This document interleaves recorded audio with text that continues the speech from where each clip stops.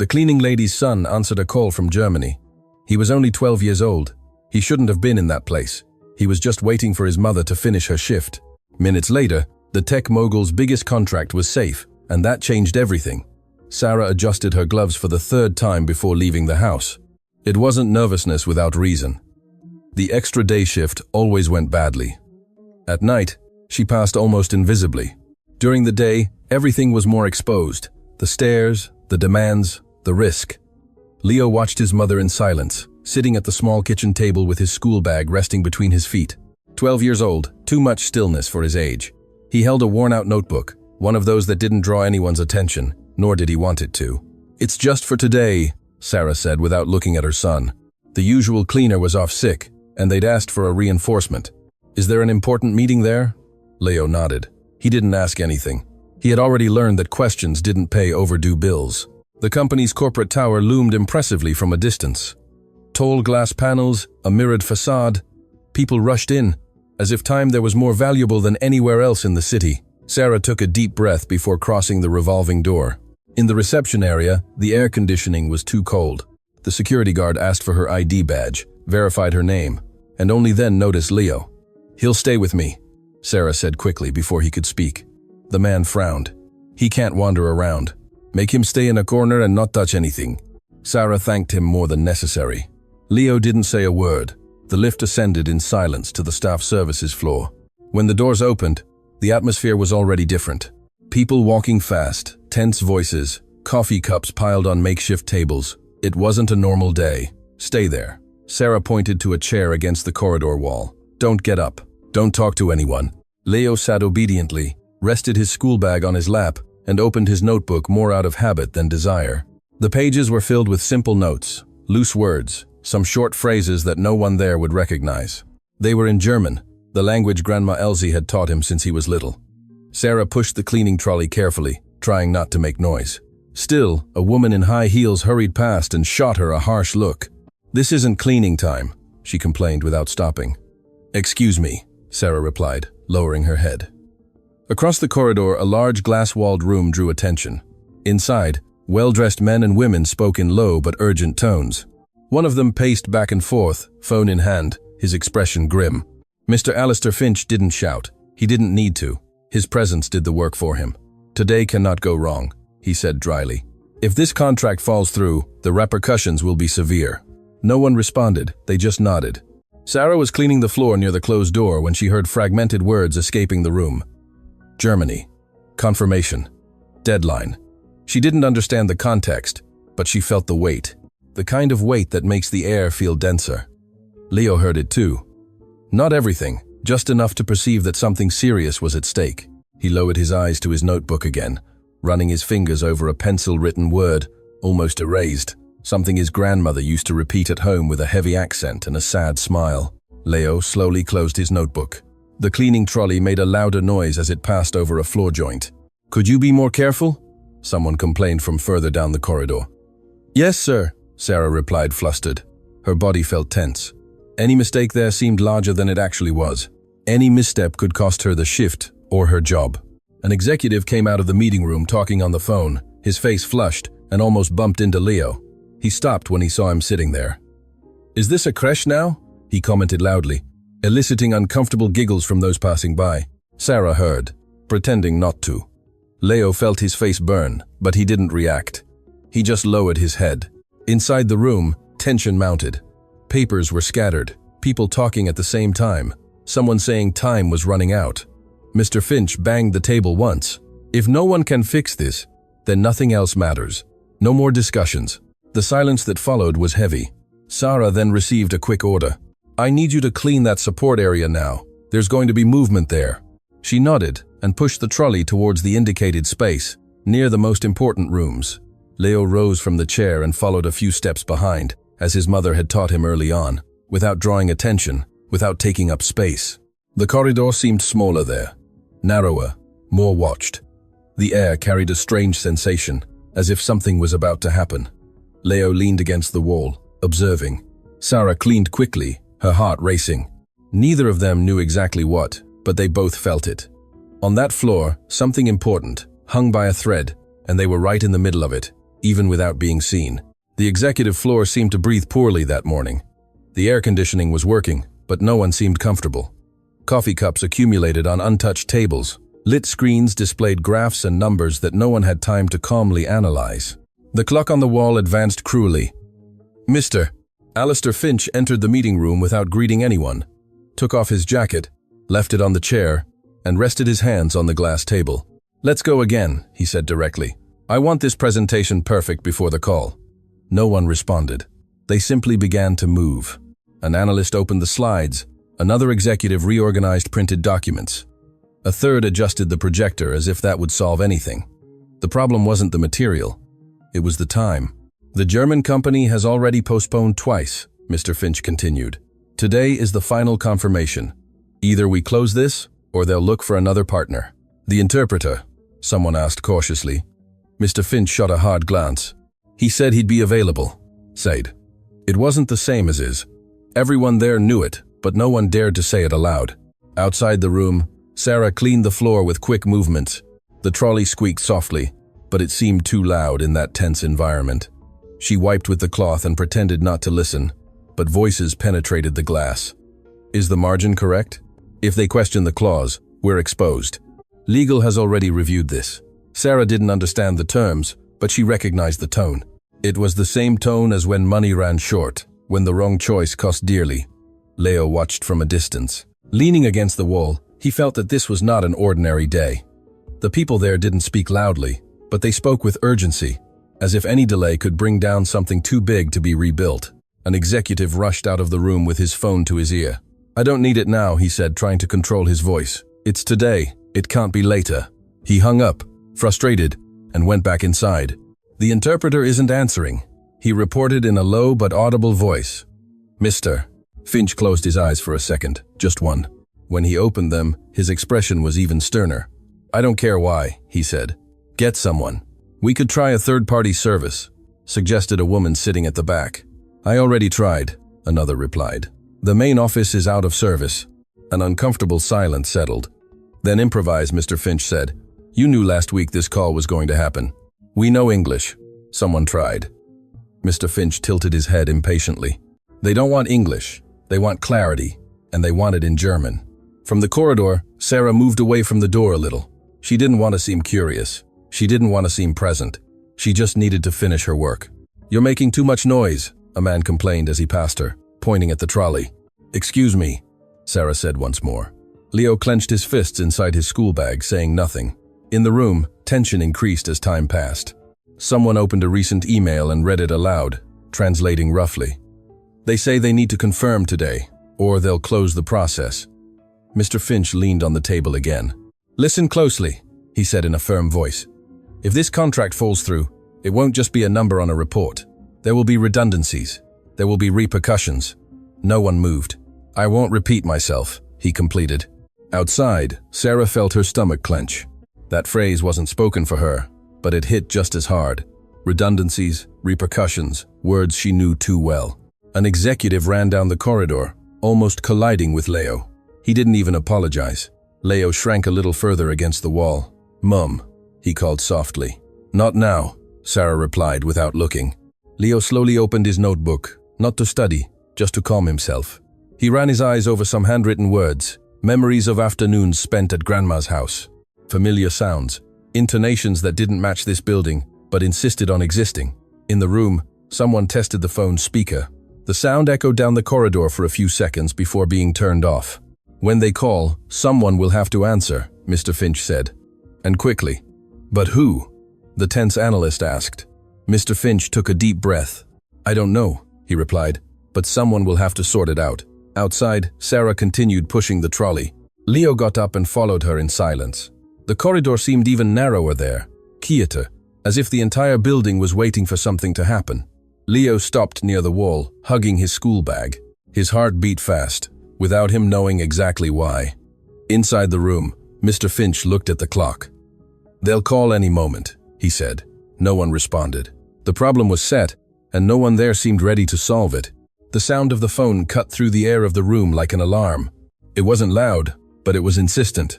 A dry, repetitive sound that no one seemed to want to hear. Everyone looked at each other at the same time. Mr. Alistair Finch was the first to react. "Answer it," he said, without raising his voice. No one moved. The phone rang again. An analyst reached out hesitantly, as if the device might bite. She put it to her ear, listened for 2 seconds, and paled. "It's German," she said, covering the microphone. "They're already speaking. Mr." Finch closed his eyes for an instant. When he opened them, he was visibly more tense. "Pass it to someone," he ordered. The analyst turned to her colleagues, almost pleading. "Does anyone here understand?" Silence. "I recognize some words," a man risked, "but I can't reply." The phone was still open.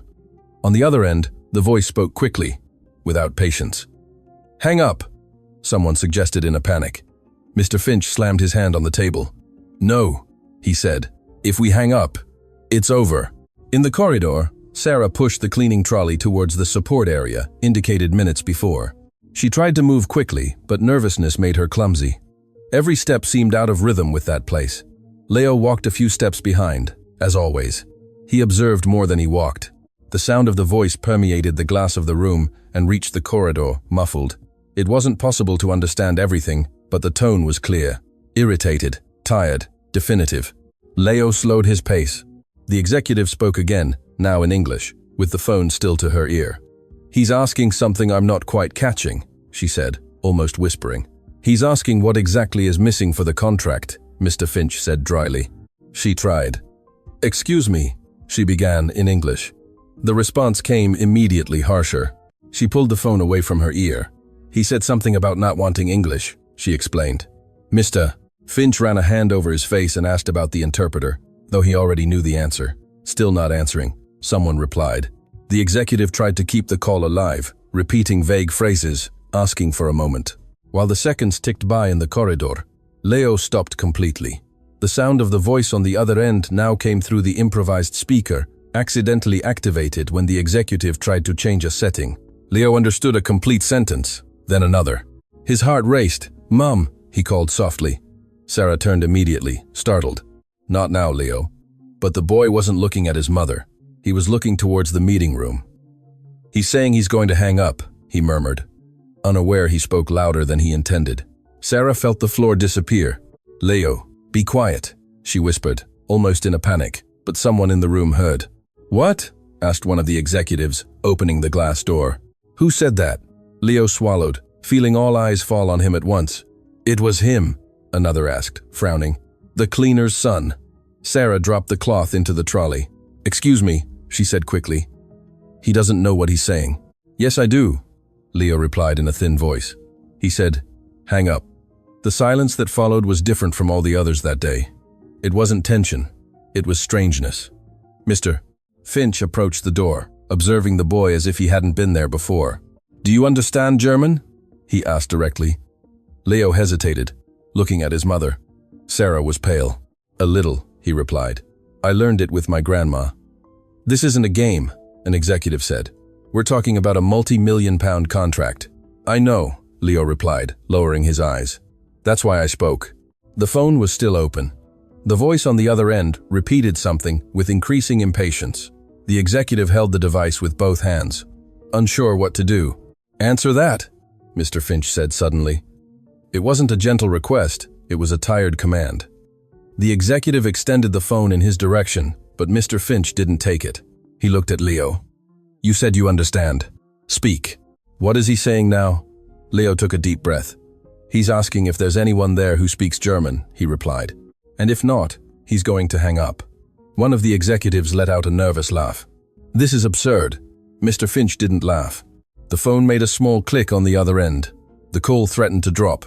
Leo took a step forward without realizing it. "Can I answer?" he said. "No," someone immediately replied. "This is adult business." "He's just a child," another said. "This is madness." Sarah felt her legs tremble. "Leo, come here," she pleaded, almost crying, but the phone chirped again. A brief warning. "Last chance," the voice on the other end said, now audible even to those who didn't understand German. Leo recognized the words, the tone, the decision. He looked at Mr. Finch. "He's going to hang up now," he said. Mr. Finch looked at the boy for 2 seconds. Too long. Then he looked around. He saw a room full of prepared, well-paid adults, unable to respond. "Let him speak, Mr. Finch finally said. "But Alistair," someone began. "If it goes wrong, the responsibility is mine," he cut in. "But if we hang up now, it's over anyway." The executive brought the phone closer to Leo, her hands trembling. The corridor seemed too small for that decision. Leo closed his eyes for a second. He remembered his grandma, the way she patiently corrected his pronunciation. He opened his eyes. "Good morning," he said in German, almost perfectly, with a voice too firm for a 12-year-old boy. Everyone froze, and the silence that followed was no longer one of fear, it was of shock. Leo's first response didn't come quickly. It came carefully. "Good morning," he repeated, a little firmer now. "One moment, please." The voice on the other end of the line paused. Inside the room, no one moved. There was no celebration, no audible astonishment, just that uncomfortable silence that arises when something unexpected happens, and no one knows how to react. Mr. Finch watched the boy intently. There was no emotion on his face. There was calculation, evaluation. He knew that this was the kind of moment that could solve everything, or make it definitively worse. "Ask what they need now," he said softly, almost as if he didn't want to be heard. Leo nodded slightly. He didn't look back. He didn't look for his mother. The phone trembled slightly in his hand, but he kept his voice steady. "What else is needed for confirmation?" he asked in German. The answer was too long. Leo frowned for an instant, not because he didn't understand, but because he needed to mentally organize what he was hearing. The terms were more technical than he was used to. He took a deep breath. "He's saying he needs to confirm 2 points," he translated. "A deadline and a clause about liability." A murmur ran through the room. "What clause?" an executive asked, already opening a document. Leo returned to the phone and asked carefully. The man replied faster now, less aggressive, still impatient, but attentive. Leo listened to the end. "It's about delays in delivery," he explained. "They want a formal written guarantee today?" Mr. Finch made a quick gesture with his hand. "Tell him the legal department is already drafting that and we'll send the email in minutes." Leo nodded, but he hesitated before repeating it. Something in the phrase needed to be adjusted. He knew it. "Wait," he said softly. "If I say it like that, it sounds like a vague promise." Mr. Finch looked at him intently. "Then how would you say it?" Leo thought for 2 seconds. "I would say the document is already under final review and dispatch is scheduled," he replied. "Not that we're going to try." Mr. Finch nodded slowly. "Makes sense." Leo returned to the phone. The response came shorter. This time, the tone on the other end had changed. It was no longer a threat. It was a negotiation. Leo relaxed his shoulders a little without realizing it. "He wants to know who's speaking," he translated. One of the executives let out a nervous laugh.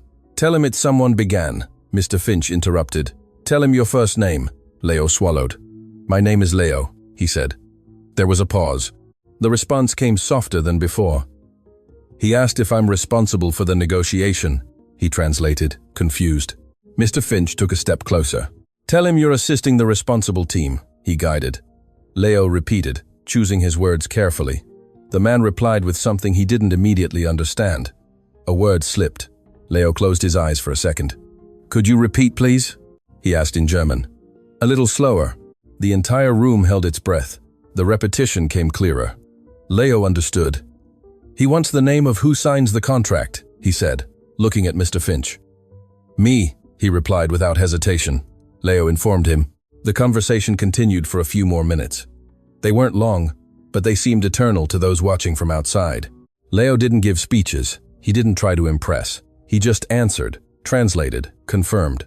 At one point, he almost confused a legal term. He stopped mid-sentence. "Wait," he said softly, covering the microphone with his hand. "Confirm this part for me." A lawyer quickly approached, pointed to the document. "That's right." Leo nodded and resumed. On the other end of the line, the man took a deep breath. "Leo." He heard it clearly. He said he'll wait for the email, he translated. And if he receives it today, the process will continue. Mr. Finch signaled to the legal department. Now Leo's last sentence came calmly. "We will confirm in writing within a few minutes. Thank you for your patience." He moved the phone away from his ear. The dry click of the call ending echoed louder than it should have. For a few seconds, no one said anything. There were no applause, no celebration, just people looking at each other, trying to understand what had just happened. "Who is this child?" someone murmured, almost voicelessly. Leo felt the weight of the silence fall upon him. The phone was still in his hand. He returned it to the executive carefully, as if it were something too fragile. "Can I go?" he asked softly. Sarah stepped forward immediately. "We're leaving now," she said hastily, her voice trembling. Mr. Finch raised his hand. "One moment," he requested. Sarah froze. Mr. Finch looked at Leo again. Now there was no calculation. There was something harder to define. "You said you learned with your grandma," he commented. Leo nodded. "Yes, sir." "I want to understand that better," he said afterwards, choosing his words. Leo nodded, not knowing if that was good or bad. Outside the room, the legal department was already typing frantically. The contract was not yet closed, but it was not lost, and everyone there knew it. Nothing would be the same after that moment. The sun no longer entered with the same intensity through the windows when Sarah finished the last corridor. The building was quieter. The morning rush was behind them, replaced by a contained tiredness, the kind that comes after prolonged tension. Leo was sitting in one of the chairs in the support area, hugging his school bag against his chest. He said nothing. Since they had left the meeting room, no one had said exactly what was going to happen. They only knew that they hadn't been kicked out yet. "Are you all right?" Sarah asked in a low voice as she put the cloth back in the trolley. Leo nodded without much conviction. "I'm fine." In truth, he couldn't say. His body was there, but his head was still trapped in that moment when all the adults had stopped to listen to him. He didn't like that feeling. He didn't like being the center of attention, much less in that place. An assistant appeared a few minutes later. "Mr. Finch asked you to wait," he said in a neutral tone. "He'll call you shortly." Sarah felt her stomach churn. "Now?" she barely managed to ask. The man walked away without waiting for an answer. Sarah sat next to her son, ran a hand through his hair in an automatic gesture, trying to calm herself more than the boy. "Whatever God wants," she murmured. Leo didn't respond. He thought of his grandma, of the way she said that when one does something right, one doesn't always understand why at the moment, but understands later. Almost an hour passed before the same assistant returned. "You can go in." Mr. Alistair Finch's office was smaller than Leo imagined. There was nothing grand about it. An overly tidy desk, 2 chairs in front, a window overlooking the city, a functional, cold, but not hostile space. Mr. Finch was without his jacket, his shirt sleeves rolled up. He seemed more tired than powerful. "You can sit," he said, gesturing to the chairs. Sarah sat carefully, as if she were occupying a place that didn't belong to her. Leo sat beside her, keeping his hands on his school bag. For a few seconds, no one spoke. "I said earlier that I wanted to understand better," Mr. Finch began, breaking the silence. "And I still do, but not to reproach, but to comprehend." Sarah wrung her hands. "We didn't want to cause trouble," she said quickly. "I know I shouldn't have brought my son, but it was just for today. It was a favor I asked." Mr. Finch raised his hand, interrupting. "It's not about that," he said. "That's in the past." He turned his gaze back to Leo. "You seem very young to carry that kind of responsibility," he commented. Leo shrugged. "I didn't want responsibility," he replied. "I just didn't want it to go wrong." Mr. Finch nodded slowly. "You spoke of your grandma," he said. "Tell me calmly." Leo took a deep breath. He didn't like talking about that part of his life with strangers, but something in his tone wasn't invasive. It was attentive. "She came from Germany when she was young," he began. "She married here, but she never truly felt at home here." Sarah watched in silence. That story wasn't new, but hearing her son tell it gave it another dimension. "She used to say that if she stopped speaking German, she would disappear," Leo continued. "So she talked to me all the time about simple things, about the day, about her nostalgia." Mr. Finch listened without interrupting. "I stayed with her almost every night," Leo said. "My mum worked. We had dinner together. She taught me words as if teaching affection." Leo hesitated for an instant before continuing. "When she got sick, she stopped leaving the house," he said. "But she kept talking to me, even when she was tired, even when she was weak." Sarah swallowed. She was the one who stayed when Leo's father left. She completed. "We supported each other as best we could." Mr. Finch looked away towards the window for a moment. "Is she still alive?" he asked. "No," Leo replied in a thin voice. 2 years ago." The silence that followed was not uncomfortable. It was respectful. "So," Mr. Finch said, looking back at him, "you didn't learn German to use it. You learned it so you wouldn't lose someone." Leo nodded. "I think so." Mr. Finch took a deep breath, crossed his hands on the desk. "Today, everyone in that room was prepared," he said. Degrees, positions, experience. And yet no one could solve it. He paused. You could because you listened before, for a long time. Sarah felt her eyes moisten, but she said nothing. I don't believe in coincidences, Mr. Finch continued.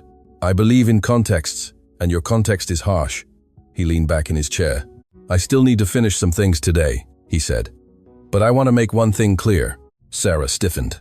What happened will not be ignored, he stated. Not as a favor, not as charity. Leo tightened the strap of his school bag. I don't want anything, he said quickly. Mr. Finch smiled slightly. Not an easy smile, a tired smile. I know, he replied, and that's precisely why I want to think calmly about what comes next. He stood up. Tomorrow or the day after, I'll call you again, he said without haste, without alarm. Sarah also stood up, uncertain. Thank you for not, she began, not knowing how to finish. For seeing, he completed, she nodded. Mr. Finch opened the door. Sometimes, he said, one only realizes what one has when one almost loses it. In the corridor, Sarah and Leo walked together in silence. The building seemed different now, not less cold, but changed. Mom, Leo said, already near the lift. Did I do well? Sarah stopped. She looked at her son firmly. You did well, she replied, even if nothing else happens. Leo took a deep breath.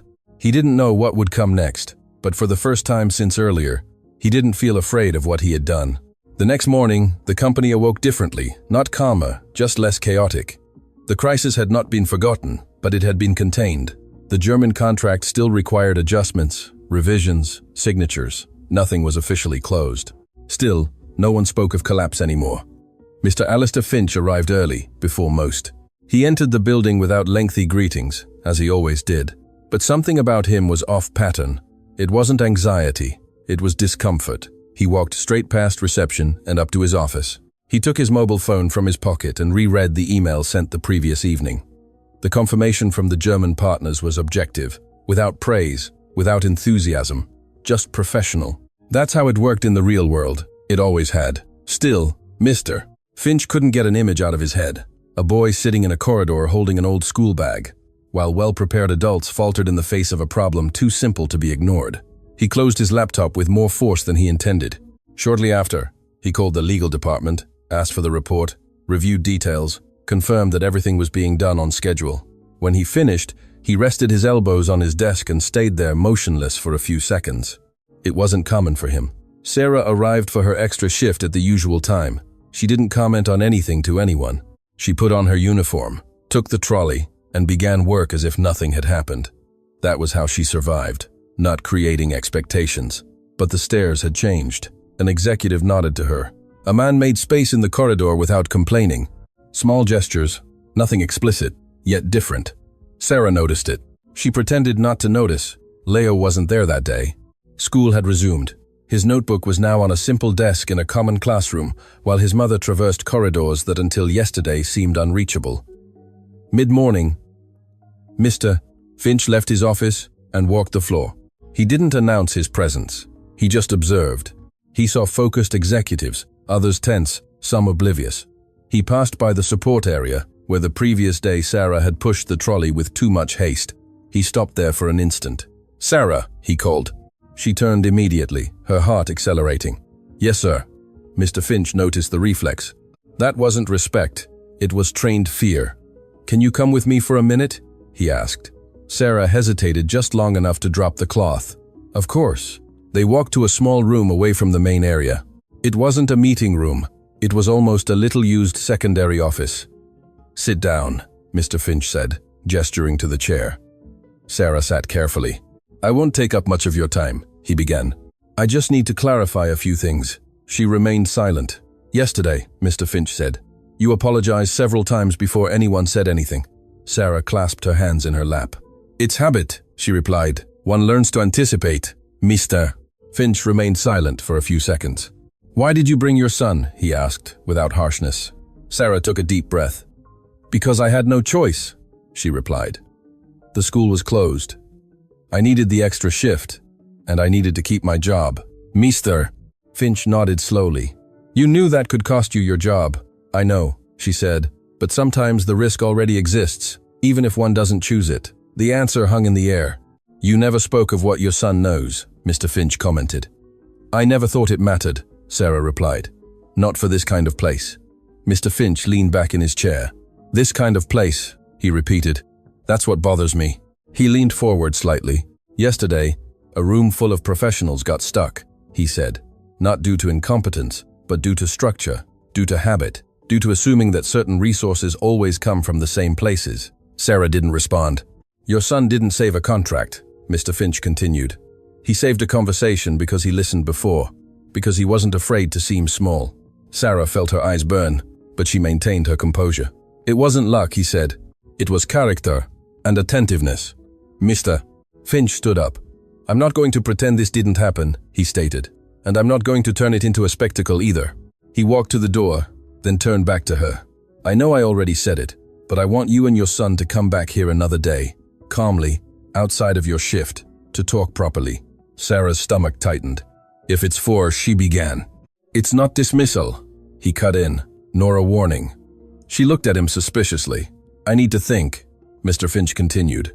And you need to understand what this means. Sarah stood up. Thank you for calling me, she said, not knowing if that was good or bad. Mr. Finch opened the door.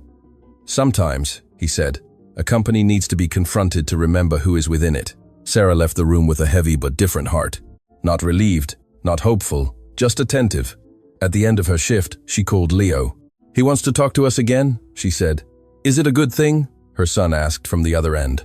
Sarah looked towards the building before answering. I don't know yet, she said, but it's serious. Leo remained silent for a few seconds. Then, all right, he replied. Let's go together. Sarah hung up and took a deep breath. Some doors don't open suddenly. They creak first. And Mr. Finch knew it. If he ignored that creak, he wouldn't be saving a contract. He would be losing something much greater. Mr. Finch didn't schedule the conversation for the next day, nor did he let too much time pass. He waited long enough for the dust to settle, but not so long that it seemed forgotten. 3 days later, he asked for Sarah to be contacted. Mr. Finch would like to speak with you and your son, said the voice on the other end of the line. It can be tomorrow afternoon. Sarah hung up with the strange feeling of someone treading on unstable ground. It wasn't a formal summons, nor was it a courtesy.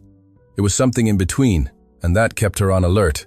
The next day, she arrived earlier than agreed. She wore the same simple clothes as always, but had spent more time than usual choosing them. Leo walked beside her, school bag on his back, his expression grim. He wasn't scared. He was suspicious.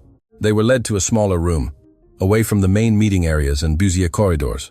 A neutral space with a simple table, 3 chairs, and a side window. Mr. Finch was already there when they entered. Thank you for coming, he said, standing up. Please, have a seat. There was no exaggerated formality, nor was there intimacy, just clarity. Mr. Finch waited for them to settle before continuing. I've thought a lot since that day. He began. Not just about the contract, but about what happened around it. Sarah kept her hands clasped in her lap. Leo looked at the table. What your son did wasn't common, he said. But it wasn't a miracle either. It was a consequence. Leo looked up, confused. Consequence of what? He asked. Of time, Mr. Finch replied. Of listening, of attentiveness, of something that isn't usually valued in environments like this. He took a deep breath before continuing. I don't want to turn this into a pretty story, he went on. It doesn't seem fair to you or to me. Sarah swallowed. So, I'll be direct. He opened a folder and placed some papers on the table. Leo, you're 12 years old. You're not an adult, you're not an employee, and you shouldn't carry responsibilities that aren't yours. Leo nodded slowly. That's why, Mr. Finch said, any proposal I make isn't about now. It's about what comes next. He slid one of the papers towards them. I want to offer you a scholarship, he explained. One with strong language teaching, including German, with materials, transport, and academic support. Leo's eyes widened. I didn't ask for this, he said quickly. I know, Mr. Finch replied. That's precisely why I'm offering it. Sarah felt her heart beat strongly. And it's not a favor, he continued. It's an investment, because talent without structure gets lost. Leo bit his lower lip. I don't want my mum to have problems because of me, he said. Mr. Finch turned to Sarah. Your mum won't have problems, he affirmed. On the contrary, he took out another document. Sarah, I don't know exactly how your current contract works, he said, but I know it's not fair. Sarah felt her face burn. I work nights, she replied. I do extras when they call, he completed, and you live on the edge. That's not sustainable either, he explained carefully, outlining the options. Shift adjustment, permanent full-time contract in a permanent team, basic benefits, nothing out of the ordinary, nothing that seemed like a prize. I'm not offering money in exchange for what happened, he said. I'm offering dignity so you don't have to choose between working and protecting your son. Silence filled the room. Leo looked at his mother. Sarah didn't know what to say. All of it seemed too much to absorb at once. I don't know if I can accept, Sarah finally said. I've never received anything like this. Mr. Finch nodded. Accepting isn't begging, he replied. It's recognizing that someone saw value where before there was only function. Leo tightened the strap of his school bag. My grandma, he began, hesitating. She would have liked this. Mr. Finch smiled slightly. I imagine so. He leaned back in his chair. I don't need an answer now, he said. Think about it. Discuss it. Come back when you want. Sarah took a deep breath. And if we say no? She asked. Then nothing changes, he replied. But I hope you don't say no. Leo remained silent for a few seconds, then looked up. If I accept, he said, it's because I want to learn, not because one day I answered a phone. Mr. Finch nodded. That's exactly what I expect. When they left the room, the corridor seemed less hostile, not more welcoming, just human. Sarah walked slowly, as if she still feared someone would say it was all a mistake. In the lift, Leo broke the silence. Mom, he said, if we accept, life will change. Sarah thought before answering. It will change, she said, but not because someone wanted it to, but because you opened a door that already existed. Leo rested his head against the lift glass. He didn't know exactly what would come next, but he knew one thing. He wouldn't return to the same place as before. The following days were strange. Sarah continued her routine as if nothing had changed, because in practice, it hadn't changed yet. She arrived for her shift, cleaned the corridors, avoided stairs, but something inside her stirred. A silent hope she dared not name. Leo also felt that strangeness.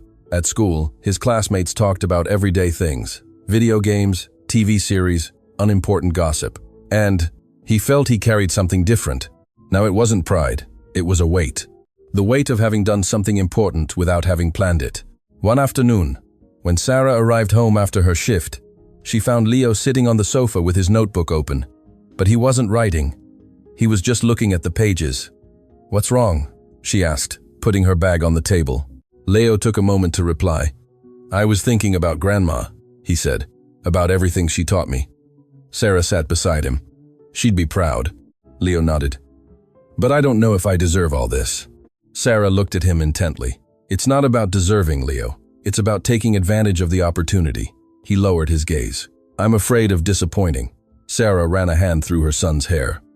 We all have fears, she replied. But fear isn't a reason not to try. Leo closed his notebook. Are you going to accept what Mr. Finch offered? He asked. Sarah took a deep breath. I don't know yet, she admitted. But I think it would be foolish not to.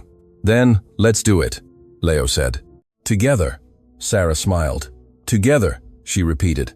2 days later, Sarah called the number Mr. Finch had given her. The voice on the other end connected her directly to him. Good morning, Sarah, Mr. Finch said. Have you thought about it?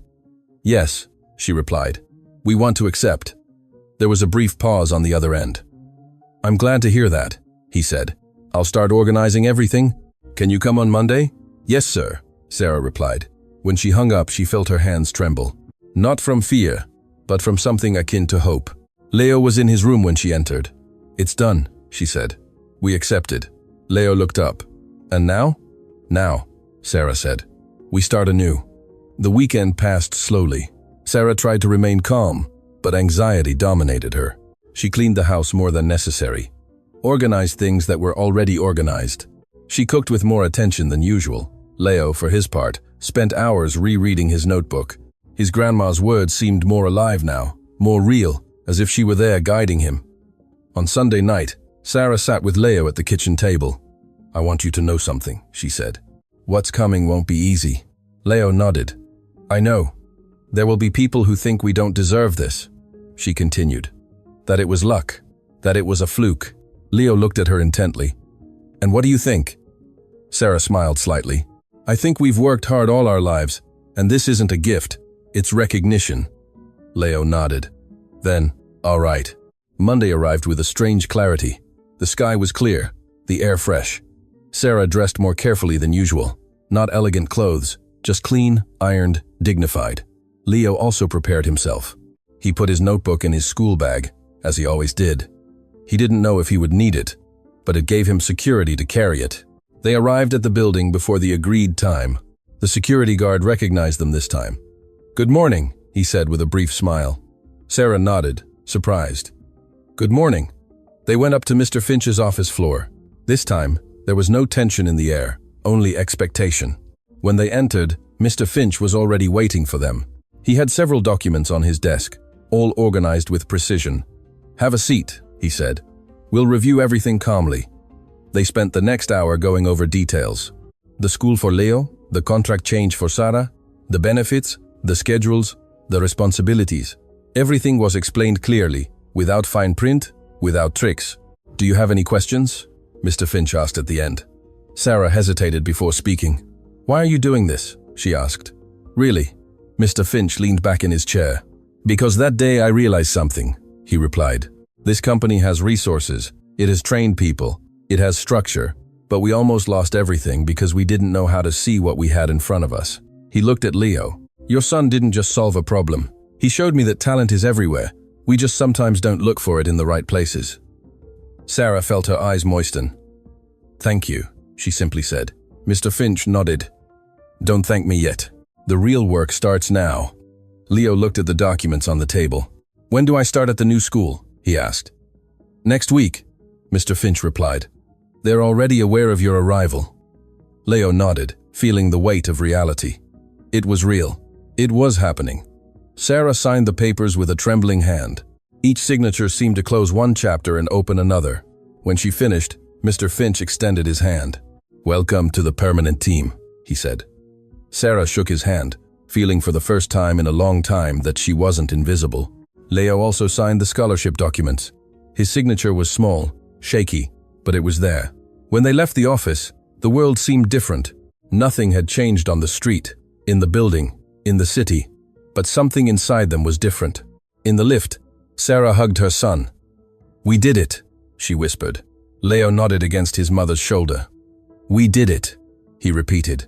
When the lift doors opened, they stepped out together onto the street. The sun shone brighter. Now the city seemed clearer, more alive. Sarah took a deep breath.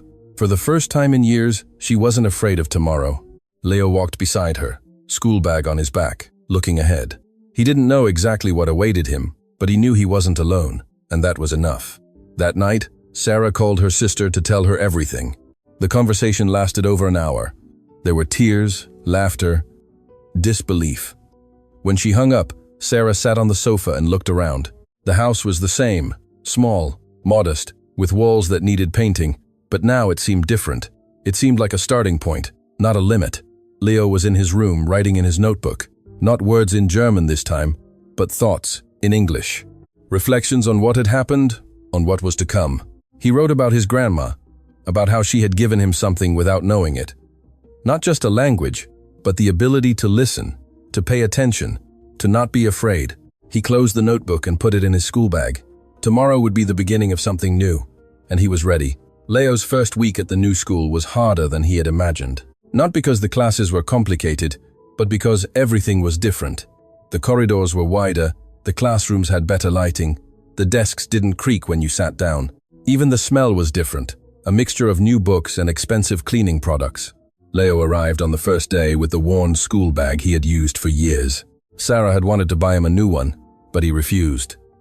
"I don't need to change everything at once," he had said. And she understood. The headmistress greeted him personally. "Welcome, Leo," she said with a professional smile. "I hope you'll be comfortable here." Leo nodded without saying much. The woman led him to his classroom, a spacious area with large windows that let in natural light. The other students were already seated, chatting among themselves with familiarity. When he entered, some turned to look at him. Others didn't even look up. "Class, we have a new classmate," the teacher announced. "Leo, you can sit over there at the back by the window." Leo walked between the desks, feeling every gaze. He sat in silence, took out his worn notebook, and placed it on the table. A boy next to him looked at him curiously, but said nothing. The class began. It was maths, a subject Leo knew well, but he didn't participate. He kept his head down, took notes, tried to go unnoticed. It was his strategy, the one that had always worked. During break time, he stayed in the classroom while the others ran out to the playground. He wasn't hungry, he didn't feel like socializing, he just wanted the day to end. A girl approached him before leaving. "Aren't you going out?" she asked. Leo shook his head. "I'm fine here." The girl shrugged. "Suit yourself. I'm Chloe, by the way." "Leo," he replied, though she already knew. Chloe left, and Leo was left alone. He looked out the window at the playground. Groups of students chatted, laughed, shared food. Everyone seemed to have known each other for years. Everyone seemed to belong. He didn't. The afternoon passed slowly. More classes, more stares, more silence. When the dismissal bell finally rang, Leo was the first to get up. He packed his things quickly and left without saying goodbye. Sarah was waiting for him at the school gate. She had asked for time off work to be there. When she saw her son come out, she immediately noticed the expression on his face. "How was it?" she asked as they walked towards the bus stop. "Fine," Leo replied without looking at her. Sarah knew it wasn't true, but she didn't insist.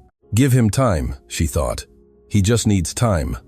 That night, Leo barely touched his dinner, shut himself in his room, and opened his notebook. He wrote a single sentence. "I don't know if I belong here." The following days were similar.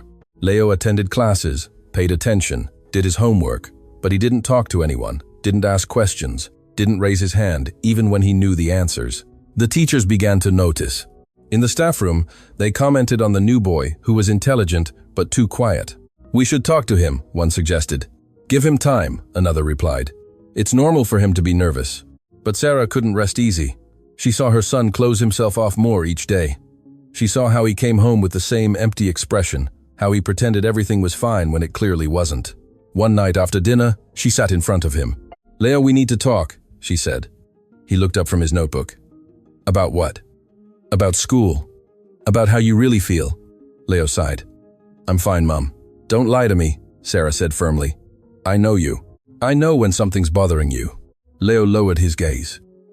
"It's not that something's bothering me," he said slowly. "It's just that I don't fit in." Sarah felt her chest tighten. "Why do you say that?" "Because everyone there comes from different families," Leo explained. "They have new clothes, expensive phones. They talk about holidays and things I've never had. And I'm the cleaning lady's son." Sarah felt tears well up, but she held them back. "Listen closely," she said, taking her son's hands. "You are not less than anyone because of that. You earned your place in that school because you have talent, because you have dedication." Leo shook his head. "No one sees me like that, Mum. They see me as the poor kid who got lucky." Sarah squeezed his hands. "Then prove them wrong." Leo looked at her, confused. "How?" "By being yourself," she replied. "Not hiding, not pretending to be someone you're not, showing what you know, what you can do." Leo didn't respond, but something in his eyes changed slightly. The next day, Leo arrived at school with the same worn school bag, the same simple clothes, but something in his posture was different. He didn't walk with his head quite so low. In German class, the teacher asked for volunteers to read a text aloud. No one raised their hand. Everyone looked at the book with confused expressions. The teacher sighed. "No one wants to try?" Silence. Leo felt his heart beat faster. He remembered his mother's words. He remembered his grandma's voice. He remembered that day in the corporate building when he had to decide whether to speak or remain silent. He raised his hand. The teacher looked at him in surprise. "Leo, do you want to try?" Leo nodded. "Yes." He stood up, took the book, and began to read. His pronunciation was perfect, fluent, natural. The words came out effortlessly, with the correct accent, with precise intonation. The classroom fell silent. Everyone was looking at him now, but not with mockery or superficial curiosity. They looked at him with genuine amazement. When he finished, the teacher clapped. "Excellent, Leo. Truly excellent. Where did you learn to speak like that?" "With my grandma," Leo replied simply. The teacher nodded, impressed. "It's clear you learned from someone who really knew the language. She was a native, wasn't she?" "Yes," Leo said, "from Berlin." During break time, several students approached him. Chloe was the first. "That was incredible," she said.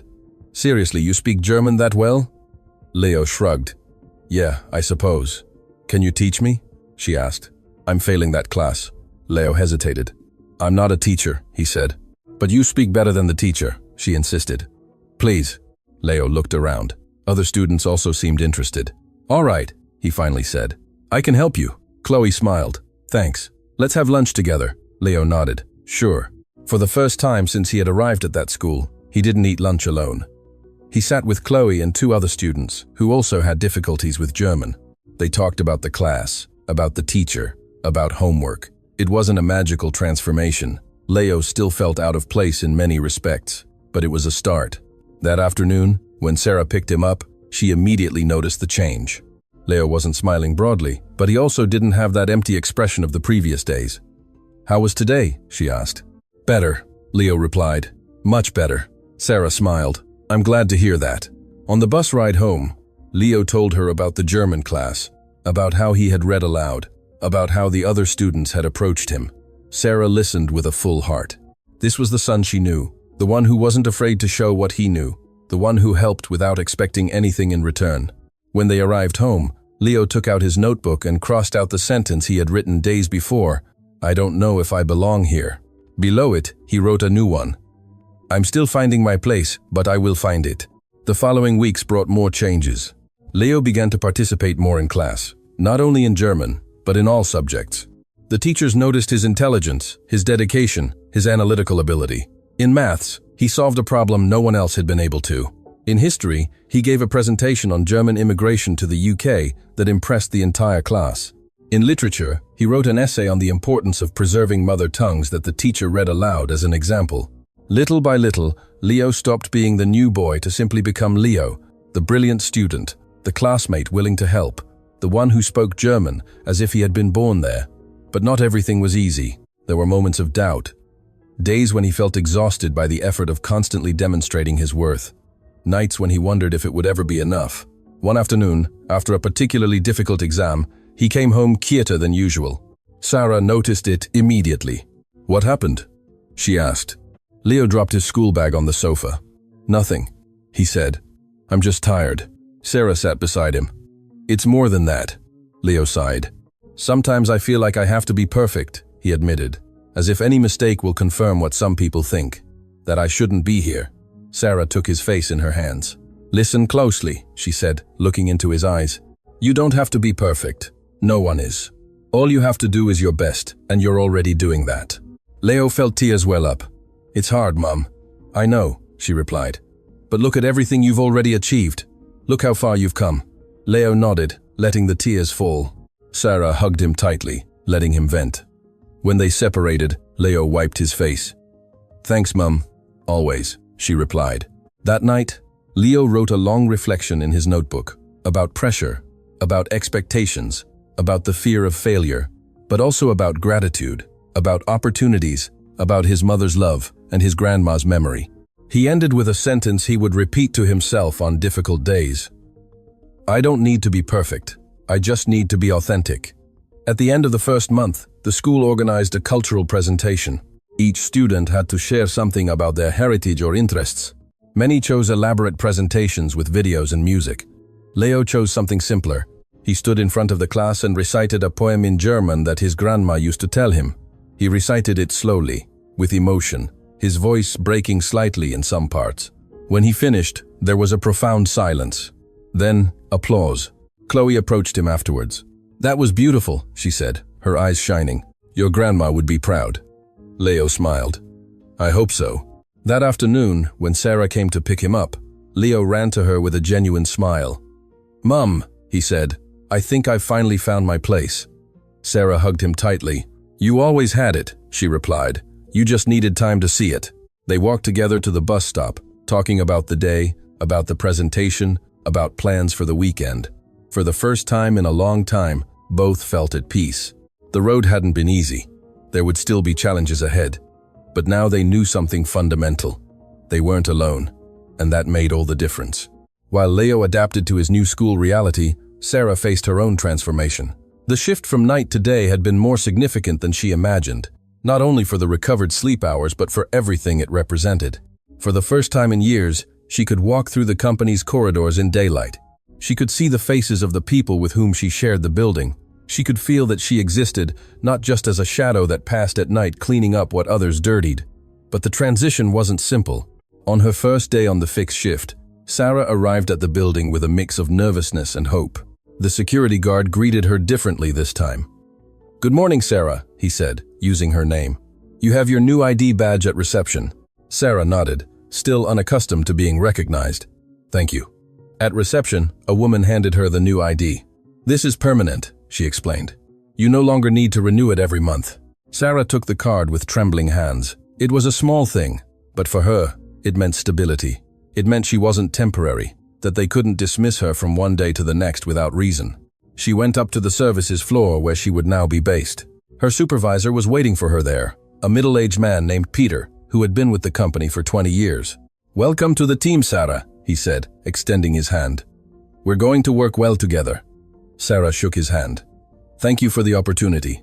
Peter showed her the new assigned areas.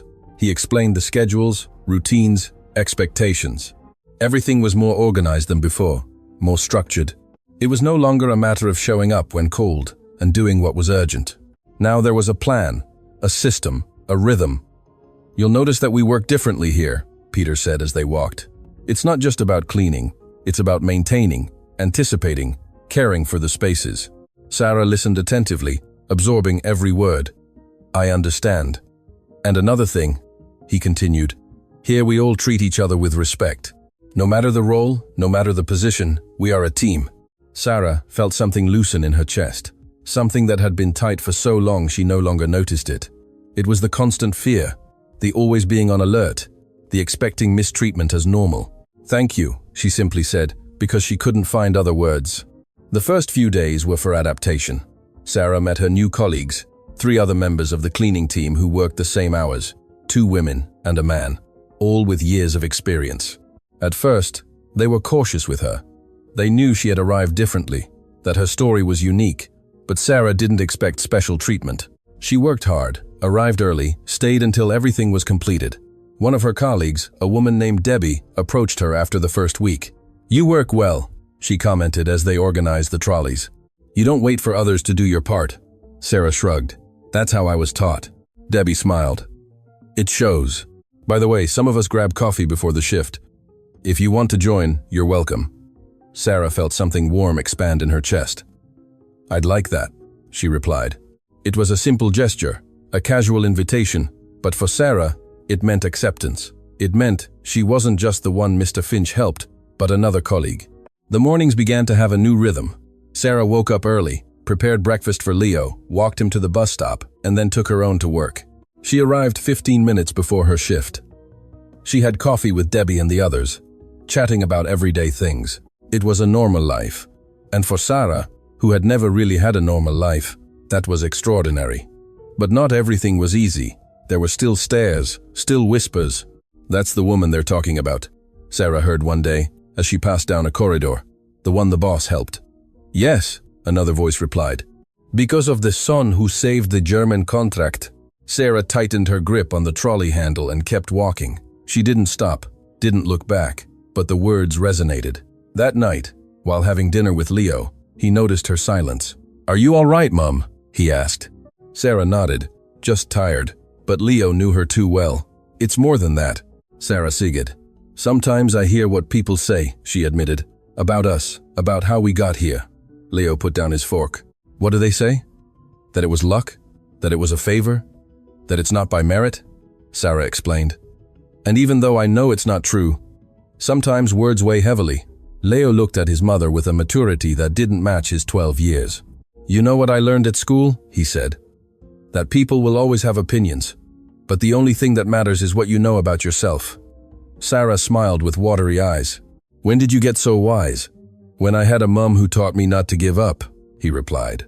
Sarah extended her hand across the table, and Leo took it.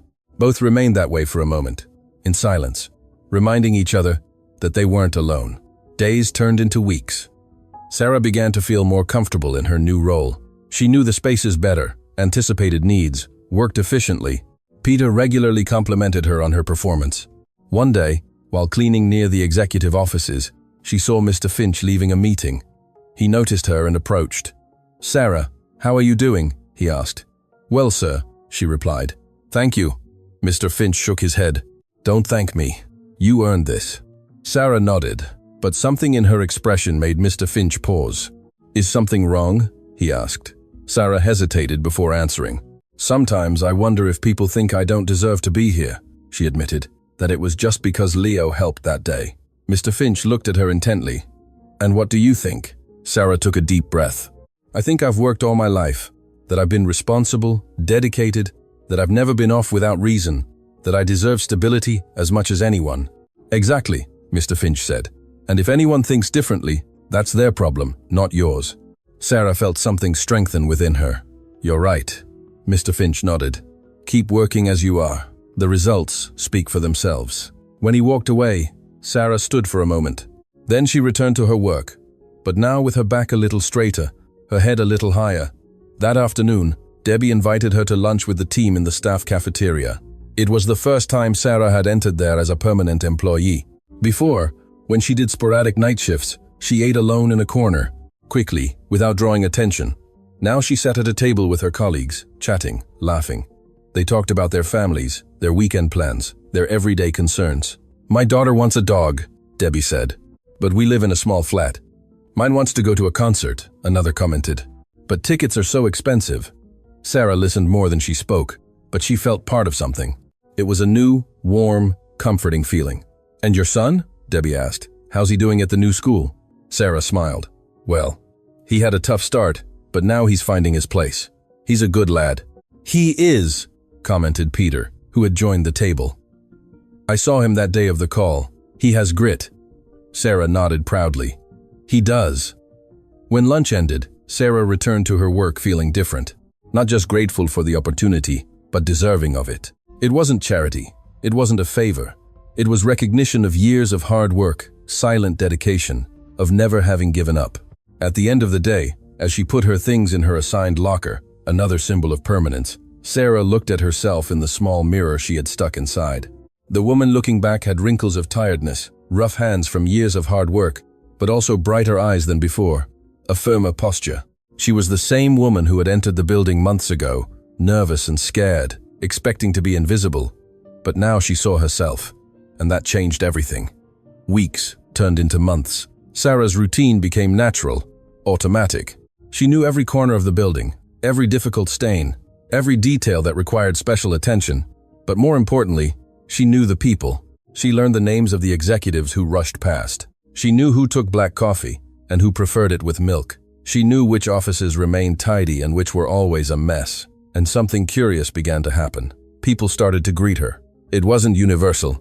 Many still passed without seeing her, absorbed in their phones, in their worries, but others stopped. Good morning, Sarah. How are you? How's your son doing? At first, Sarah responded with surprise, almost with distrust. But gradually she learned to accept these interactions for what they were. Basic recognition of humanity. One morning, while cleaning the break area, one of the young executives approached her. Excuse me, are you the mum of the boy who speaks German? She asked. Sarah straightened up. Yes, that's me. The woman smiled. My younger brother is at the same school. He told me about your son's presentation. He said it was impressive. Sarah felt her chest swell with pride. He's a good lad. It shows he had a good teacher, the executive commented. Not many children value learning like he does. When the woman walked away, Sarah stood holding the cleaning cloth, feeling something warm spread through her body. It wasn't just pride for Leo, it was something deeper. It was the validation that all the effort, all the sacrifices, all the sleepless nights had been worth it. But not everything was luminous moments. There were also dark days. One day, while cleaning near the executive offices, she overheard a conversation not meant for her ears. It's obvious Alistair did this for his image, a male voice said. After the contract, he needed to look good. Another voice replied with a cynical tone. Typical. They hire a cleaner permanently, give the son benefits, and wash their hands saying they're an inclusive company. Sarah felt her stomach clench. She stood paralyzed behind the door, her heart pounding. At least the boy seems intelligent, the first voice continued. But how long will it last? These charity cases never end well. Sarah clenched her fists. She wanted to go in. She wanted to defend herself. She wanted to shout that they were wrong, but she knew she couldn't. She knew that giving them the satisfaction of seeing her affected would only confirm their prejudices. She took a deep breath, forced herself to calm down, and continued with her work. But the words remained stuck like thorns. That night, Sarah didn't tell Leo anything. She didn't want to burden him with the weight of others' opinions. He already had enough with his own battles, but Leo noticed anyway. "Mum, are you sure you're okay?" he asked as they had dinner. Sarah forced a smile. It was just a long day. Leo observed her with those eyes that seemed to see too much. "If someone says something bad to you, don't listen to them," he said. "We know the truth." Sarah felt her eyes moisten. "How did you get so perceptive?" "I had a good teacher," Leo replied with a small smile. It was an echo of what the executive had told her that morning. Sarah laughed softly, wiping her eyes. "I suppose you did." The days continued. Sarah kept working with the same dedication, with the same excellence, not to prove anything to anyone, but because it was who she was. Hard work was in her nature, in her bones. One Friday afternoon, Peter called her into his office. Sarah felt a moment of irrational panic. She had done something wrong. They were going to sack her. "Relax," Peter said, noticing her expression. "It's good news." Sarah breathed a sigh of relief. "What's happening?" Peter handed her an envelope. "It's your first quarter review," he explained. "I want you to see it." Sarah opened the envelope with trembling hands. Inside was a document with several categories: punctuality, quality of work, attitude, teamwork. In all categories there were marks of excellent. At the end, there was a handwritten comment. "Sarah has proven to be an exemplary employee. Her dedication and professionalism are an asset to the team. I recommend considering opportunities for growth." Sarah read the words twice, 3 times. She couldn't believe what she saw. "This is," she began, but her voice broke. Peter smiled. "It's what you deserve. You've worked hard, Sarah, and it shows." Sarah felt the tears fall freely now. "Thank you," she whispered. "Don't thank me," Peter replied. "You earned this." When Sarah left the office, she held the envelope against her chest, as if it were the most precious object in the world. In a way, it was. It was tangible proof that it wasn't charity, it wasn't a favor, it was merit. That night, she showed the document to Leo. He read it carefully. Then, he hugged her tightly. "I'm proud of you, Mum." Sarah laughed through tears. "I'm supposed to say that about you." "We can be proud of each other," Leo replied. They remained embraced for a long moment. Two people who had fought so hard and were finally seeing the fruits of that struggle. That weekend, Sarah did something she hadn't done in years. She invited her sister for a meal, not in an expensive restaurant, but at her house, with food she herself prepared. But it was a luxury to be able to do it without counting every penny, without worrying if it would be enough for the rest of the month. Her sister arrived with flowers, a simple but significant gesture. When she saw Sarah's review framed in the kitchen, her eyes filled with tears. "I always knew you were special," she said, hugging her sister. "But now the world knows it too." Sarah shook her head. "Not the world, just a few people, but it's enough." They ate, talked, laughed. Leo told them about his classes, about his new friends, about the German project he was working on. The house filled with voices, with joy, with life. When her sister left, Sarah stood at the door, watching her walk away. Leo stood beside her. "It was a good day," he commented. Sarah put her arm over his shoulders. It was a very good day. The following Monday, Sarah arrived at work with renewed energy, greeted the guard by name, chatted briefly with the receptionist, went up to her floor with a firm step. In the cafeteria, Debbie was waiting for her with coffee. "I saw your review," she said with a smile. "Peter told us. Congratulations." Sarah smiled. "Thanks. You deserve it," Debbie continued. "You've worked like no one else." While drinking coffee, Sarah realized something. She wasn't alone. Not only did she have Leo, not only did she have her sister, she had colleagues, she had a team, she had people who saw her, who valued her. During her shift that day, Sarah worked with a renewed sense of purpose. It wasn't just a job, it was her job. It wasn't just a place, it was her place. Mid-afternoon, while cleaning near the offices, she saw Mr. Finch talking with some executives. He noticed her and gave her a brief nod. Sarah responded in the same way. They didn't need words. That simple exchange said everything necessary. Mutual recognition, respect, understanding that both had fulfilled their part. At the end of the day, as she put her things away, Sarah looked around the changing room. Her name was on a locker. Her uniform hung clean and ironed. Her review had been excellent. It wasn't a perfect life. There were still challenges, Still difficult days, but it was a dignified life. A life she had built with her own hands, with her own effort. And that, Sarah thought, as she closed her locker, that was more than many had. She left the building with the sun still shining. Leo would be waiting for her at home, probably doing homework at the kitchen table. They would have dinner together, talk about their days, plan the future, a future that now, for the first time in a long time, seemed bright. Sarah walked towards the bus stop with her head held high, her shoulders straight. She wasn't the same woman who had entered that building months ago, scared and apologizing for existing. She was someone stronger now, someone who knew her worth, someone who wasn't afraid to occupy space. And when she got on the bus and sat by the window watching the city go by, Sarah smiled because she finally understood something fundamental. She had never been invisible. She had just been waiting for someone to truly look. And now that they were, she was ready to shine. 6 months had passed since that day when a phone rang and changed everything. 6 months in which Leo had transformed his insecurity into confidence, in which Sarah had stopped apologizing for existing. 6 months in which both had learned something fundamental. Value is not given, it is recognized. It was Friday afternoon, and the school was holding its annual end-of-term event. Leo had been selected to give a speech on behalf of the new students. When he was given the news, his first reaction was panic. "I can't do that," he told Sarah that night. "Speak in front of the whole school, in front of parents, in front of everyone." Sarah looked at him with that expression he knew well, the one that meant she wouldn't accept excuses. "You already spoke in front of executives when you saved a multi-million-pound contract," she said. "This is no different." "It's completely different," Leo protested. "That was on the phone. This is face-to-face with hundreds of people." Sarah sat in front of him. "Remember what I told you then? It's not about being perfect. It's about being authentic," Leo said. "I remember." "Then, just be yourself," she said. "Tell your story. Words that come from the heart always find their way."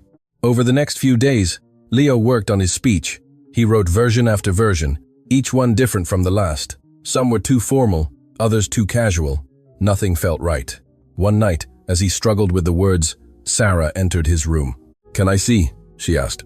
Leo handed her the notebook in frustration. "It's not coming out right." Sarah read in silence. Then she looked at her son. "You're trying to write what you think they want to hear," she said. "But what they need to hear is your truth." "And what is my truth?" Leo asked. Sarah closed the notebook and handed it back to him. "That's an answer only you can give." That night Leo stayed up late. He closed his eyes and thought of his grandma. He thought of the afternoons at her house, the smell of her kitchen, the sound of her voice, teaching him words he never imagined he would use. He thought of his mother, working impossible shifts, sacrificing everything to give him opportunities. He thought of that day in the corridor when he had to decide whether to speak or remain silent. And then the words began to flow. The day of the event arrived with a clear sky. Sarah asked for permission from work to attend. Mr. Finch personally approved her leave. "Go see your son," he told her. "This is important." When Sarah arrived at the school auditorium, she was impressed by the size of the place. There were hundreds of chairs, a large stage, professional lighting. It was a completely different world from the one she knew.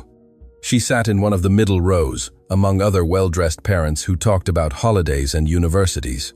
Sarah wore her best clothes, but still felt out of place until she remembered her son's words. "I don't need to be like them. I just need to be myself." The event began with the headmistress giving a welcome.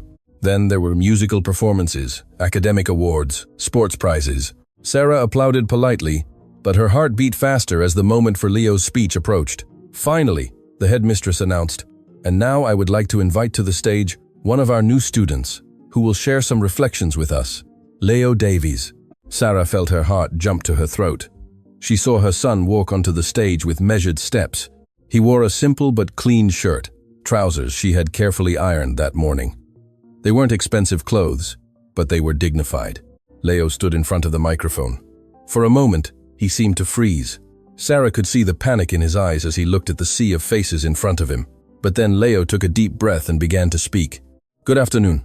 My name is Leo. And 6 months ago, I didn't know if I belonged here." His voice trembled slightly, but he continued. "I come from a different place than many of you. My mum works in cleaning. We live in a small council flat, where sometimes we hear the neighbors arguing through the walls. Before coming here, I went to a state school where the books were torn and the windows didn't close properly in winter." Sarah felt tears well up. Some parents in the auditorium shifted uncomfortably, but Leo didn't stop. When I arrived here, I thought I'd have to hide that. I thought I'd have to pretend to be someone different. But my mum taught me something important. Origin doesn't define destiny. Effort does. Leo's voice grew firmer. I learned German with my grandma, not in an expensive school or with certified teachers. I learned it in a small kitchen, amidst pots and memories, because she needed to speak her language so she wouldn't forget who she was. And I needed to listen to her so I wouldn't forget that the most valuable things don't always come packaged in luxury. Some parents began to pay more attention. The students were completely silent. One day, that language I learned out of love gave me the opportunity to help someone, and that help opened doors I never thought would open. But it wasn't the language that truly mattered. It was the attentiveness. It was the dedication. It was not being afraid to use what I had, even if it wasn't perfect. Leo paused, searching for the right words. Being here has taught me that privilege isn't bad. Having resources isn't bad. But ignoring those who don't have them, assuming that only certain people deserve opportunities, that is a problem. Sarah saw some parents nod gravely.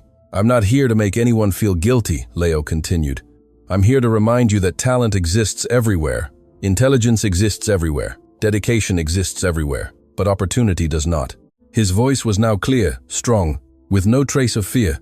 So to my classmates who come from families like mine, I say, don't be ashamed. Use your story as strength, not as an excuse. Work twice as hard if necessary, but never accept that you deserve less. He looked directly at the audience.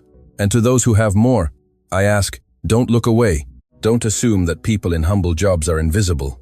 My mum cleans offices, but she also taught me values that no money can buy. Dignity doesn't come with a job title. It comes from how we treat others. The silence in the auditorium was absolute. 6 months ago, a phone call changed my life. But not because I answered in German. It changed my life because someone decided to look beyond the obvious. Someone decided that potential matters more than packaging. Leo took a deep breath for his final sentence. All of you have the power to be that person for someone else. To see talent where others see limitations. To open doors instead of building walls. Because in the end, we won't be remembered for how much we had, but for how much we shared. He paused. Thank you for this opportunity. And thank you, Mum, for teaching me that I deserve to be here. Leo descended from the stage as the auditorium erupted in applause. It wasn't polite applause. It was genuine, enthusiastic applause. Some parents stood up, then more, until the entire auditorium was on its feet. Sarah was openly crying now, not caring who saw her. Her son, that boy who had carried so much on his small shoulders, had just spoken with a clarity and maturity that took one's breath away. When Leo came down from the stage, he walked straight towards his mother. Sarah hugged him tightly, feeling his body tremble with adrenaline and relief. You were incredible, she whispered. I'm so proud. Leo clung to her. I couldn't have done it without you. They remained embraced as the event continued around them, two people who had fought against everything to get there. After the event, several parents approached Sarah and Leo, some to congratulate, others simply to shake their hands. An elegant woman stopped in front of Sarah. Your son has a brilliant future, she said sincerely. And it's clear where that strength comes from. Sarah felt her face burn, but this time not from shame, but from pride. Thank you, she replied with her head held high. Chloe ran towards Leo. That was the best speech I've ever heard, she said excitedly. You made half the auditorium cry. Leo laughed nervously. I hope they were good tears. The best, she confirmed. As they left the auditorium, Sarah noticed someone waiting near the entrance. It was Mr. Alistair Finch. He wore casual clothes, not his usual suit. Sarah was surprised to see him there. Mr. Finch, she said, approaching. I didn't know you were coming. Mr. Finch smiled. I wouldn't have missed it, he replied. After all, I have some responsibility in this story. He turned to Leo. That speech was exceptional, young man. You spoke truths that many adults don't dare to say. Leo modestly lowered his gaze. I just said what I felt. That's exactly what made it powerful, Mr. Finch replied. They walked together towards the car park. Mr. Finch told them that he had closely followed the progress of both. Sarah's reviews, Leo's grades, everything had exceeded expectations. But that doesn't surprise me, he added. You always had what it took. You just needed the opportunity to show it. Sarah felt something break inside her, but in a good way, like when a dam that has held water for too long finally opens. Thank you, she said. her voice trembling, "for seeing us when we were invisible." Mr. Finch shook his head. "You were never invisible, Sarah. You were just in a system that didn't know how to look.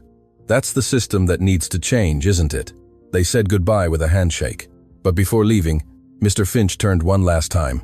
"By the way," he said, "we're implementing a scholarship program at the company for children of employees who demonstrate academic excellence." Leo was the inspiration. Sarah felt tears return. "Really? Really?" Mr. Finch confirmed. "Sometimes a story has the power to change more than one life. It can change an entire culture." When he left, Sarah and Leo stood in the car park, processing everything that had happened. "Mom," Leo said after a moment, "do you remember when you asked me if I did well?" Sarah nodded. "The day you answered the phone." Leo smiled. "Now I know the answer. I didn't do well just by answering. I did well because I wasn't afraid to be who I am." Sarah hugged him again. "That's the most important lesson of all." The following months brought more changes. Leo continued to excel at school, not only in German but in all subjects. He became a volunteer tutor for students who had difficulties with languages. His patience and empathy made him exceptional in that role. Sarah, for her part, was promoted to shift supervisor. It was a small but significant position. Now she had her own small office, her own team, and she treated each member with the respect she herself had yearned for years. Debbie joked that she was the kindest boss she had ever had. Sarah replied that kindness didn't mean weakness. It meant remembering where you came from. 1 year after the day everything changed. The company organized an annual event for employees. It was the first time Sarah had attended something like it. Mr. Finch went on stage to give a speech about the year's achievements. "And I want to recognize something special," he said, looking into the audience. "A year ago, we almost lost a crucial contract, not for lack of capacity, but for lack of vision. An unexpected situation showed us that talent and value exist in places where we weren't looking." Sarah felt all eyes turn to her. "Since then, we have implemented important changes. Development programs for all employees regardless of their position, scholarships for families, language training, and most importantly, a culture that values every person, not just those in the corner offices." Applause filled the hall. "I want to especially thank Sarah Davies and her son Leo for reminding us that excellence has no pedigree. It only needs opportunity." Sarah felt tears in her eyes, but this time she didn't hold them back. She let them fall freely as the entire room applauded. That night, back home, Leo and Sarah had dinner together as always, but the conversation was different. They no longer talked about surviving, they talked about dreaming. "You know what I want to do when I grow up?" Leo asked. Sarah smiled. "What?" "I want to create language programs for underprivileged communities," he said. "I want other children like me to be able to learn, not because their parents can afford it, but because they have the desire." Sarah felt her heart expand. "Your grandma would be so proud." Leo nodded. "And you, Mum, what do you want to do?" Sarah thought for a moment. "I want to stay where I am," she replied, "but I want to make sure that no one on my team ever feels invisible. I want to be for others what Mr. Finch was for us." "That's a beautiful goal," Leo said. They remained silent for a moment, enjoying the simplicity of being together. "You know what's the craziest thing about all this?" Sarah finally said. "What?" "That it started with something as simple as a phone call. A moment that could have gone unnoticed changed everything." Leo reflected on that. "It wasn't just the call, Mum. It was everything that came before. The nights you worked, the times you sacrificed so I could have school supplies, the afternoons with Grandma. All of that prepared me for that moment." Sarah felt tears again. "Sometimes we don't know we're preparing for something great." "Maybe that's the point," Leo replied. "We should always be ready because we never know when our opportunity will arrive." 2 years later, Leo graduated from secondary school with honors. Sarah was in the front row, crying with pride. Mr. Finch also attended, along with several colleagues from the company who had followed the story. When Leo received his diploma, the applause was deafening. But beyond academic recognition, what truly mattered was the journey he had taken to get there. In his graduation speech, Leo spoke again about opportunities, about looking beyond appearances, about the power of a person who decides to make a difference. "We all have a call to answer," he said. "Not necessarily in German, not necessarily in an office, but we all have that moment where we can choose between staying silent or speaking, between hiding or showing ourselves, between accepting that the world is unfair or working to change it." His words resonated in the auditorium, full of graduates and families. "I chose to speak," he continued. My mum chose to keep fighting when it would have been easier to give up, and someone else chose to see our value when no one else did. Those choices changed our lives. He looked directly at the audience. What will you choose? The applause that followed was thunderous. Years later, Leo would fulfill his promise. He created a foundation for language education for marginalized communities. Sarah continued at the company, eventually becoming operations manager, and Mr. Finch expanded his opportunity programs to other companies. But the most important thing was not the titles or the achievements. It was the silent change that occurred in hundreds of lives. The people who were seen when before they were invisible, the talents that were recognized when before they were ignored, the doors that opened when before they were closed. Because in the end, this wasn't just the story of a boy who answered a phone. It was the story of what happens when someone decides to look beyond the obvious, when someone chooses dignity over indifference, when someone understands that human value is not measured by rank or bank account, but by heart and effort. Sarah and Leo never forgot where they came from, but they also didn't let that define how far they could go. And somewhere, in a place beyond time, Grandma Elsie smiled because the words she had taught her grandson in that small kitchen not only preserved a language, they preserved a connection, a memory, a legacy that would end up changing lives. Sometimes the biggest things begin with the smallest gestures. A grandmother teaching words, a mother working in silence, a boy answering a phone, and a man deciding to see. That's all it takes to change a life, or perhaps to change the world.